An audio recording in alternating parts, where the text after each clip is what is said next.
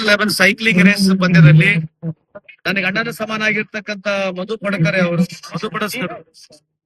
ಪಡ್ತೇರಿ ಸಾಹೇಬರು ನನಗೆ ಕರೆಸಿದ್ರು. ಅದ್ರ ಜೊತೆಗೆ ಈ ಪ್ರಹ್ಲಾದ್ ಏನಿದ್ದಾರೆ, ಈ ನಮ್ಮ ಎಜುಕೇಶನ್ ಇನ್ಸ್ಟಿಟ್ಯೂಷನ್ ನಡ್ತಕ್ಕಂತ ಯುವಕರು ಅವರು ಬರ್ಬೇಕು, ಅದ್ರ ಜೊತೆಗೆ ಸಚಿವರಾಗಿರ್ತಕ್ಕಂಥ ತಿಮ್ಮಾಪುರ್ ಅವರು ಬರ್ಬೇಕಂತ ಹೇಳಿ ನನಗೆ ಹೇಳಿದ್ರು. ಅದಕ್ಕಾಗಿ ಬಂದಿದ್ದೇನೆ.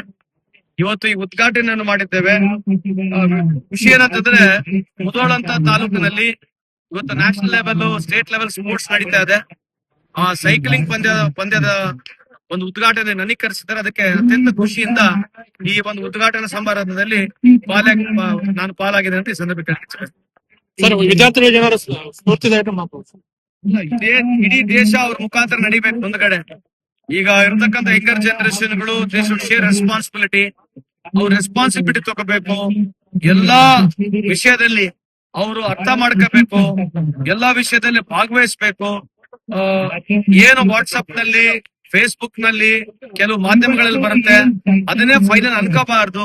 ಶೋಧನೆ ಮಾಡಬೇಕು, ಕೆಲವು ರಿಸರ್ಚ್ ಗಳನ್ನ ಮಾಡ್ಕೊಂಡು ಈ ದೇಶವನ್ನ ಕಟ್ತಕ್ಕಂತ ಕೆಲಸ ಅವ್ರು ಮಾಡ್ಬೇಕಂತ ತಮ್ಮ ಮುಖಾಂತರ ಮನವಿ ಮಾಡ್ಕೊಂಡು